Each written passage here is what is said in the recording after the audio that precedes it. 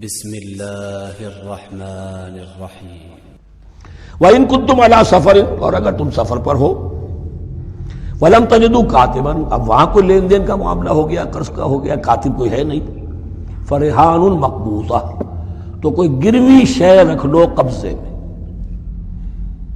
فلاں شے آپ کے قبضے میں رہے گی، آپ اتنے پیسے مجھے دے دیجئے، میں جب یہ واپس کر دوں گا اپنی چیزیں آپ میری چیز مجھے لوٹا دیجیے، یہ رہن ہے مقبوضہ۔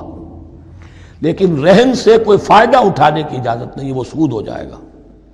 اگر مکان رہن رکھا گیا ہے، قبضہ تو ہوگا اس کا، لیکن یہ کہ وہ اس کا کرایہ نہیں لے سکتا، کرایہ مالک ہو جائے گا، اس سے کوئی استفادہ نہیں کر سکتا اس بات سے۔ رہان مقبوضہ۔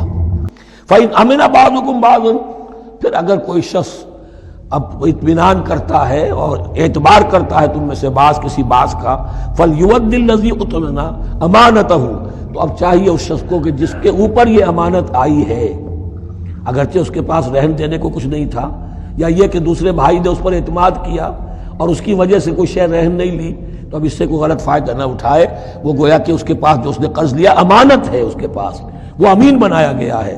فَلْيُوَدِّ الَّذِي اؤْتُمِنَ أَمَانَتَهُ، کہ اپنی امانت واپس لوٹائے، وَلْيَتَّقِ اللَّهَ رَبَّهُ، اور ڈرے اللہ سے جو اس کا رب ہے۔ وَلَا تَكْتُمُوا الشَّهَادَةَ، اور دیکھو گواہی کو چھپایا نہ کرو، وَمَنْ يَكْتُمْهَا فَإِنَّهُ آثِمٌ قَلْبُهُ، اور جو کوئی گواہی کو چھپائے گا تو اس کا دل گناہ میں مبتلا ہو جائے گا، دل داغدار ہو گیا تو رہ کیا گیا۔ وَاللَّهُ بِمَا تَعْمَلُونَ عَلِيمٌ، اور جو کچھ تم کر رہے ہو اللہ اسے جانتا ہے۔ اللہ کے فضل و کرم سے آخری رکوع پر ہم پہنچ گئے، اور یہ بڑا ایک یوں سمجھئے 3 آیتوں پر مشتمل رکوع ہے، جیسے کہ وہ رکوع جو ہم نے پڑھا تھا جس میں آیت الکرسی 4 آیتیں ہیں وہ، اور یوں کہا جا سکتا ہے کہ یہ 2 رکوع ایک دوسرے کے بالکل بالمقابل ہیں اپنی عظمت میں اور مقام میں۔ آیت الکرسی کی جگہ یہاں ایک دعا کی آیت ہے، جامع ترین دعا جو آئے گی آخری آیت، للہ ما فی السماوات و ما فی الارض۔ اکثر و بیشتر آپ دیکھیں گے سورتوں کے اختتام پر یہ الفاظ پھر آتے ہیں، اللہ ہی کا ہے جو کچھ بھی ہے آسمانوں اور زمین میں۔ وَإِن تُبْدُوا مَا فِي أَنفُسِكُمْ أَوْ تُخْفُوهُ، اور جو کچھ تمہارے دلوں میں ہے خواہ تم اسے ظاہر کرو خواہ چھپاؤ، يُحَاسِبْكُم بِهِ اللَّهُ، اللہ تم سے محاسبہ کر لے گا، تمہاری نیتیں اس کے علم میں۔ ان اللہ لا ينظر الى صوركم ولا الى اموالكم ولكن ينظر الى قلوبكم واعمالكم، اللہ تمہاری صورتوں کو نہیں دیکھتا، تمہارے مال و دولت کو نہیں دیکھتا، تمہارے دل کو دیکھتا ہے، تمہارے اعمال کو دیکھتا ہے۔ تو دل میں جو کچھ ہے خواہ کتنا ہی چھپا لو، اللہ کے محاسبے سے نہیں بچو گے۔ فَيَغْفِرُ لِمَن يَشَاءُ وَيُعَذِّبُ مَن يَشَاءُ، پھر وہ بخش دے گا جس کو چاہے گا اور عذاب دے گا جس کو چاہے گا۔ اختیار مطلق اللہ کے ہاتھ میں ہے۔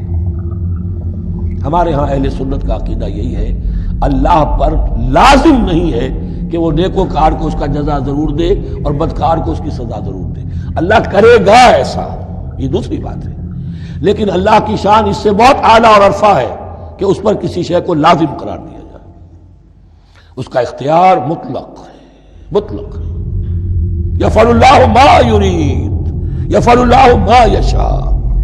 اہل تشیع کا کہنا یہ ہے کہ اللہ پر عدل واجب ہے، اہل سنت کہتے ہیں اللہ عدل کرے گا، جزا و سزا میں عدل ہوگا، یہ ہم مانتے ہیں، واقعہ ہے، لیکن ہم یہ نہیں کہتے کہ اللہ پر عدل واجب ہے، اللہ پر کوئی شے واجب نہیں، بلکہ اللہ نے تو کتب علی نفسہ الرحمہ، اپنے اوپر واجب کیا ہے رحمت کو۔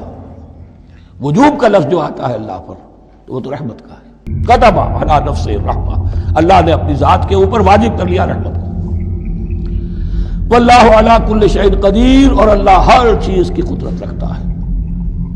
آمن الرسول بما انزل الیہ من ربہ والمؤمنون، ایمان لائے رسول صلی اللہ علیہ وسلم اس چیز پر کہ جو نازل کی گئی ان کی جانب ان کے رب کی طرف سے۔ غور طلب بات ہے، یہ بڑا باریک نکتہ ہے۔ نبی پر جب وحی آئی ہے کیسے پہچان لیا کہ یہ بدروح نہیں ہے، یہ جبرائیل ہے؟ آخر کوئی اشتباہ بھی تو ہو سکتا تھا، پہلا پہلا تجربہ تھا.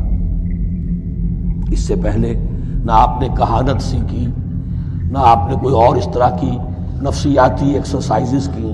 آپ تو کاروباری آدمی تھے، ایک بہت ہی بھرپور زندگی گزار رہے ہیں، اہل و عیال والے ہیں، کاروبار کر رہے ہیں، ہائی ایسٹ لیول کا کاروبار ہے. تو فطرت جو ہے وہ پہچانتے ہیں. نبی کی فطرت وہ اتنی پاک اور صاف ہوتی ہے کہ اس کے اوپر کوئی بدروح کا کوئی اثر ہو ہی نہیں سکتا. بہرحال ہمارے لیے بڑی تسکین کی بات ہے کہ اللہ تعالیٰ نے رسول کے ایمان کے تذکرے کے ساتھ ہمارے ایمان کا تذکرہ کیا. آمن الرسول بما انزل الیہ من ربہ والمؤمنون. ایمان لائے رسول صلی اللہ علیہ وسلم اس چیز پر جو نازل کی گئی ان کی جانب ان کے رب کی طرف سے، اور ایمان لائے صاحب ایمان. اللہم ربنا اجعلنا منہم، اللہم ربنا اجعلنا منہم. کل آمن باللہ وملائکتہ وکتبہ ورسلہ. یہ دوسرا مقام ہے سورہ بقرہ کے اندر جس میں ایمان کے جو اجزاء ہیں ان کو گنا گیا ہے. یاد ہے آیت البر، لیس البر ان تولوا وجوہکم قبل المشرق والمغرب ولکن البر من آمن باللہ والیوم الآخر والملائکۃ والکتاب والنبیین. یہاں بھی اسی طرح ہے، کل آمن باللہ وملائکتہ وکتبہ ورسلہ لا نفرق بین احد من رسلہ. اور یہ تیسری مرتبہ بات آ گئی ہے کہ رسولوں کے درمیان کوئی تفریق نہیں کی جائے گی. کہاں؟ پہلے تو آیا تھا 16ویں رکوع میں، لا نفرق بین احد منہم وَنَحْنُ لَهُ مُسْلِمُونَ. اور اس سے بھی پہلے آیا تھا وَالَّذِينَ يُؤْمِنُونَ بِمَا أُنزِلَ إِلَيْكَ وَمَا أُنزِلَ مِن قَبْلِكَ. وہ لوگ جو ایمان رکھتے ہیں اس پر بھی جو ہے نبی آپ پر نازل کیا گیا اور اس پر بھی جو آپ سے پہلے نازل کیا گیا. لا نفرق بین احد من رسلہ. ہم اس کے رسولوں میں سے کسی کے مابین کوئی تفریق نہیں کرتے. تفضیل اسی صورت میں ثابت ہے. تلک الرسل فضلنا بعضهم علی بعض منهم من کلم اللہ ورفع بعضهم درجات وقالوا سمعنا واطعنا. وہی بات کہ جو کہی گئی تھی جب ان سے کہا گیا تھا واسمعوا، کیا کہا تھا انہوں نے؟ سمعنا وعصینا. سمعنا واطعنا، وہ کہتے ہیں ہم نے سنا اور مانا. غفرانک ربنا، ہماری درخواست ہے پروردگار، تیری بخشش مانگتے ہیں. غفرانک، نون پر زبر ہے، مفعول ہے. نسألک غفرانک، اے اللہ ہم تجھ سے سوالی ہیں، تجھ سے طلب کرتے ہیں، درخواست کرتے ہیں تیری مغفرت کا. وإلیک المصیر، اور تیری ہی جانب لوٹ جانا ہے. یہاں پر وہ ایمان بالآخرہ بھی آ گیا جو یہاں اوپر نہیں آسان. آمن باللہ وملائکتہ وکتبہ ورسلہ. پھر رسولوں کے ضمن میں لا نفرق بین احد من رسلہ. لیکن اس کے بعد وإلیک المصیر، مغفرت اور اللہ کی طرف ہی لوٹ جانا ہے ہمارا. اس میں ایمان بالآخرہ آ گیا.